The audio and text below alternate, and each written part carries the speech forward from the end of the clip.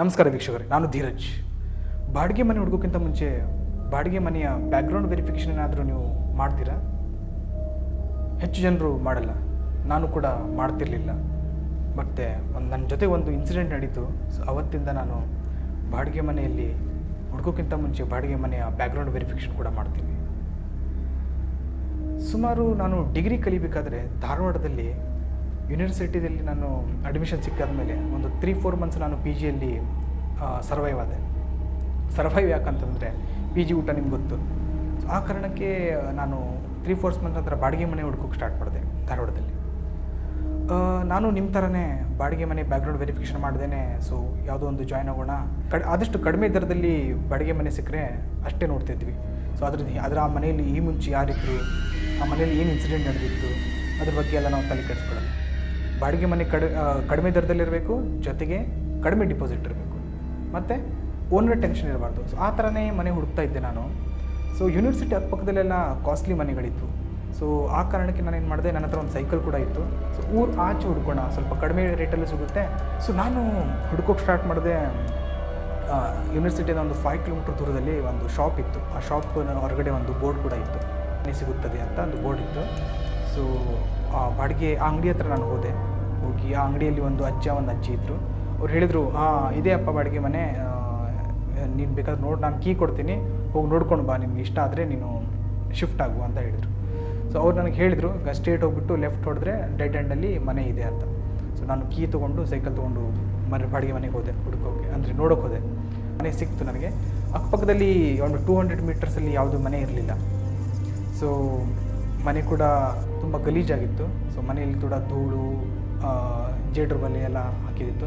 So ನಾನು ನೋಡಿದೆ, ಮನೆ ನನಗೆ ಓಕೆ ಅಂತ ಅನ್ನಿಸ್ತು, ಮತ್ತು ಕಡಿಮೆ ರೇಟಲ್ಲಿ ಕೂಡ ಇತ್ತು. ನನಗೆ ಬಜೆಟ್ ಫ್ರೆಂಡ್ಲಿ ಮನೆ ಕೂಡ ಸಿಕ್ತು ಅಂತ ನಾನು ಅಂದ್ಕೊಂಡೆ. ಅಕ್ಕಪಕ್ಕದಲ್ಲಿ ಮನೆ ಇರಲಿಲ್ಲ. ಸೊ ನಾನು ಯಾವುದೋ ಟೆನ್ಷನ್ ಇರಲ್ಲ. ಸೊ ಆರಾಮಾಗಿ ಬಿಂದಾಸಾಗಿ ಸ್ಟಡಿ ಮಾಡಿಕೊಂಡು ಇರೋಣ. ಸೊ ನೆಕ್ಸ್ಟ್ ವೀಕಲ್ಲಿ 1 ವೀಕ್ ವಿತ್ ನಂತರ ನಾನು ಶಿಫ್ಟ್ ಆದೆ. ಸೊ ಮನೇನ ನಾನೇ ಕ್ಲೀನ್ ಮಾಡ್ಕೊಂಡ್ಬಿಟ್ಟು ಡಿಪಾಸಿಟ್ಟು ಓನರಿಗೆಲ್ಲ ಕೊಟ್ಟು, ಸೊ ಮನೆ ಬಾಡಿಗೆ ಕೂಡ ಅಡ್ವಾನ್ಸಾಗಿ ಕೊಟ್ಟು ನಾನು ಶಿಫ್ಟ್ ಆದೆ ಮನೆಗೆ. ಫಸ್ಟ್ ಡೇ ನಾನು ನನ್ನ ಫ್ರೆಂಡ್ಸಿಗೆ ಕರ್ಕೊಂಬಂದೆ, ಯಾಕಂದರೆ ನಾನು ಸ್ವಲ್ಪ ಪಿ ಜಿ ಎಲ್ಸ್ ಕೂಡ ಸ್ವಲ್ಪ ಥಿಂಗ್ಸ್ ಇತ್ತು. ಸೊ ಅದನ್ನೆಲ್ಲ ಕ್ಯಾರಿ ಮಾಡಲಿಕ್ಕೆ ಅವ್ರು ನನಗೆ ಹೆಲ್ಪ್ ಮಾಡಿದರು. ಸೊ ಒಂದು ಗ್ಯಾಸ್ ಕೂಡ ತೊಗೊಂಡೆ. ಸೊ ಗ್ಯಾಸ್ ತೊಗೊಂಡು ನಾನು ಮನೆಗೆ ಶಿಫ್ಟ್ ಆದೆ. ಸೊ ಮನೆಗೆ ಶಿಫ್ಟ್ ಆದೆ. ಆಮೇಲೆ ಆ ಸಂಜೆಗೆ ನಾನು ಏನಾಯಿತು ಅಂತಂದರೆ ನನ್ನ ಫ್ರೆಂಡ್ಸ್ ಎಲ್ಲ ಹೋದರು ನನಗೆ ಶಿಫ್ಟ್ ಮಾಡಿಬಿಟ್ಟು. ನಾನು ಮನೆಯಲ್ಲಿ ಅನ್ನ ಮಾಡಿಕೊಂಡೆ. ಸಾರು ಅಂತ ತರಲಿಕ್ಕಂತ ನಾನು ಹೊರಗೋದೆ ಸೈಕಲ್ ತೊಗೊಂಡು ಹೋಗಿ ನಿಯರ್ ಬೈ ಹೋಟೆಲ್ ಹತ್ರ ಹೋಗೊಂದು 20 ರೂಪೀಸ್ ಸಾಂಬಾರನ್ನು ತೊಗೊಂಬಂದು ಮನೆಯಲ್ಲಿ ಅನ್ನ ಸಾರು ಊಟ ಮಾಡಿ ತುಂಬ ಗಾಳಿ ಇತ್ತು. ಯಾಕಂದರೆ ಅದು ಮೈದಾನದ ಜಾಗ ಇತ್ತಲ್ವ. ಸೊ ಆ ಕಾರಣದಿಂದ ಗಾಳಿ ತುಂಬ ಬೀಸ್ತಾ ಇತ್ತು. ನಾನೆಲ್ಲ ಕಿಟಕಿ ಡೋರ್ನೆಲ್ಲ ಕ್ಲೋಸ್ ಮಾಡ್ಕೊಂಡ್ಬಿಟ್ಟೆ. ಒಂದು ಕೆಳಗಡೆ ಒಂದು ಗಾದಿನ ಹಾಸ್ಕೊಂಡ್ಬಿಟ್ಟು ಅದ್ರ ಮೇಲೆ ಬೆಡ್ಶೀಟ್ ಹಾಸ್ಕೊಂಡ್ಬಿಟ್ಟು ಮಲಗಿದೆ. ನಾನು ಆ ರೂಮ್ ಕ್ಲೀನ್ ಮಾಡ್ತಾಯಿದ್ನಲ್ಲ, ಸ್ಟಾರ್ಟಿಂಗ್ ಬಂದಾಗ ಶಿಫ್ಟ್ ಆಗಬೇಕಾದ್ರೆ ರೂಮ್ ಕ್ಲೀನ್ ಮಾಡಬೇಕಾದ್ರೆ ಆ ರೂಮಲ್ಲಿ ಒಂದು ಪ್ಯಾಂಟ್ ಒಂದು ಶರ್ಟ್ ಇತ್ತು, ನೇತಾಗ್ತಾಯಿತ್ತು.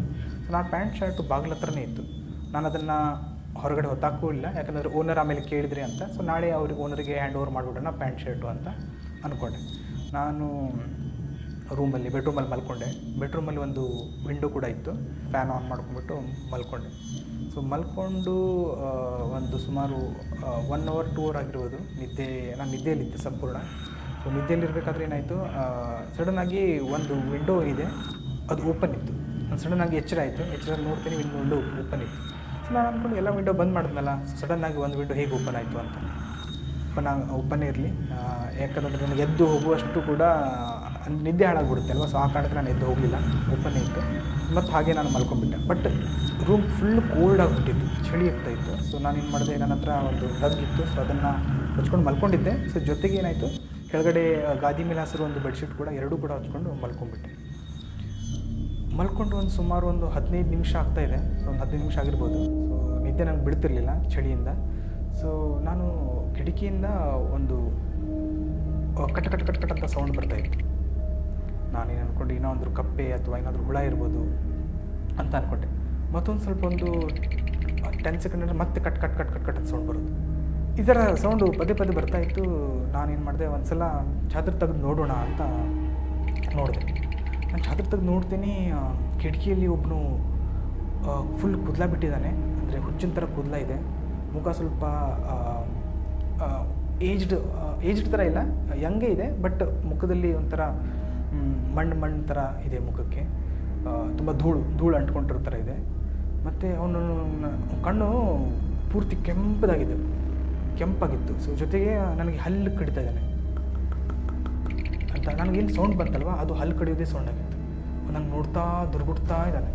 ನಾನು ಸಡನ್ನಾಗಿ ನೋಡಿದೆ, ಫಸ್ಟಿಗೆ ಅಂದ್ಕೊಂಡೆ ನನ್ನ ಭ್ರಮೆ ಅಂತ. ಆಮೇಲೆ ನಾನು ಪೂರ್ತಿ ಚಾದ್ರ ತೆಗೆದು ನೋಡ್ತಾ ಇದ್ದೀನಿ, ಅವನಲ್ಲಿ ಮುಂದೆ ನಿಂತಿದ್ದಾನೆ ನಮ್ಮ ಎದುರು ಕಡೆ. ಆಮೇಲೆ ಹಲ್ಲು ಕಡಿತಾ ಇದ್ದಾನೆ. ನಾನು ನೋಡ್ಕೊಂಡು ತಿರುಗಿಬಿಟ್ಟು ನಾನು ಸೆಟ್ಟಿಂದ ನೋಡ್ತಾ ಇದ್ದಾನೆ ಮತ್ತು ಹಲ್ಲು ಕಡಿತಾ ಇದ್ದಾನೆ. ನಾನು ಯಾರಲ್ಲಿ ಅಂತ ಜೋರಾಗಿ ಚೀರಿ ಎದ್ದು ಹೋಗುವಷ್ಟರಲ್ಲಿ ಅವನು ಅಲ್ಲಿಂದ ಓಡ್ದು.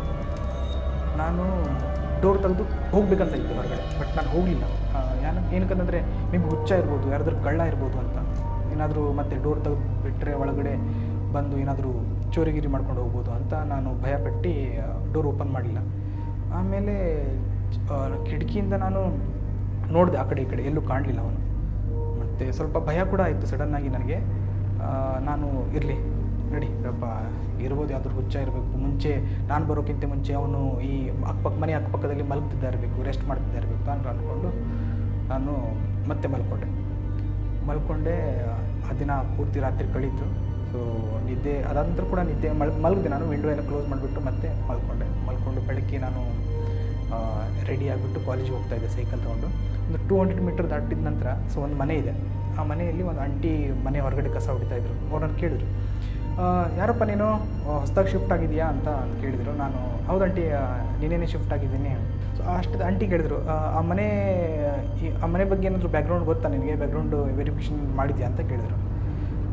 ಇಲ್ಲ ಆಂಟಿ ನನಗೆ ಗೊತ್ತಿಲ್ಲ, ಆ ಮನೆಯಲ್ಲಿ ಒಂದು ಸುಮಾರು ಒಂದು 2 months ಬ್ಯಾಕು ಒಬ್ಬನು ಸೂಸೈಡ್ ಮಾಡ್ಕೊಂಡಿದ್ದ ಅಂತಂದರು. ಆಂಟಿ ಸೂಸೈಡ್ ಮಾಡ್ಕೊಂಡಿದ್ದ ಅಂತ ಹೇಳಿದ್ರಲ್ಲ, ಅದೇ ಕ್ಷಣ ನನಗೆ ಬೆವರು ಹಿಡಿಲಿಕ್ಕೆ ಸ್ಟಾರ್ಟ್ ಆಯಿತು. ಮೈಯೆಲ್ಲ ನಡುಗ್ತಾ ಇತ್ತು. ಯಾಕಂದರೆ ನಿನ್ನೆ ರಾತ್ರಿನೇ ನಾನು ಆ ಮನುಷ್ಯನಿಗೆ ನೋಡಿಬಿಟ್ಟಿದ್ದೆ ಮನೆಯಲ್ಲಿ.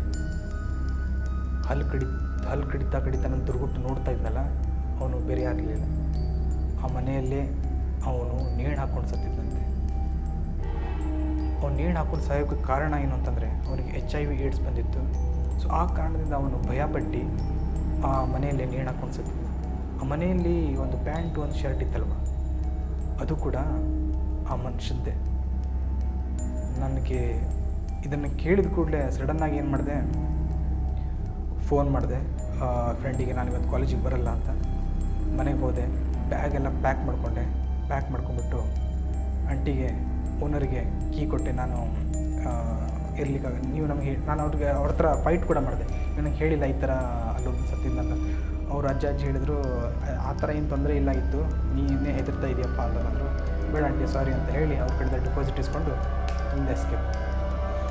ಇದರಿಂದ ಒಂದೇನು ಅಂತಂದರೆ, ಸೊ ಆ ಮನೆಯಲ್ಲಿ ರಾತ್ರಿಗೆ ಅವನು ನನ್ನ ಹತ್ರ ದುರ್ಗುಟ್ಟು ಕಣ್ಣಲ್ಲಿ ನೋಡ್ತಾ ಇದ್ನಲ್ಲ ಹಲ್ಲು ಕಡಿತ. ಸೊ ಅವನು ಆ ಮನೆಗೆ ಪ್ರತಿದಿನ ಬರ್ತಿದ್ದಂತೆ. ರಾತ್ರಿಗೆ ಬಂದು ಅಳ್ತಾ ಇದ್ದಂತೆ ಆ ಮನೆಗೆ.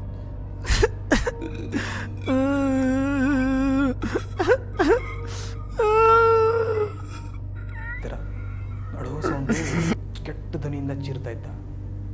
ಸೊ ನಾನು ಯಾವತ್ತು ಹೋದ್ನಲ್ಲ, ಆ ದಿನ ಅವನು ಒಳಗಡೆ ಬರಲಿಲ್ಲ. ಯಾಕಂದರೆ ನನ್ನನ್ನು ನೋಡಿ ಅವನು ತುಂಬ ಸಿಟ್ಟು ಬಂತು ಅವನಿಗೆ. ಸೊ ನನ್ನ ಪ್ರಾಣ ಉಳಿತಿರೋದೇ ದೊಡ್ಡ ವಿಷಯ. ಕತೆ ಇಷ್ಟ ಆದರೆ ದಯವಿಟ್ಟು ಲೈಕ್ ಮಾಡಿ. ಮತ್ತು ನಾನು ಇದೇ ಥರ ಕತೆಗಳನ್ನು ಹೇಳ್ತಾ ಇರ್ತೀನಿ. ಚಾನಲ್ನ ಸಬ್ಸ್ಕ್ರೈಬ್ ಮಾಡೋದು ಮಾತ್ರ ಮರಿಬೇಡಿ. ಧನ್ಯವಾದ.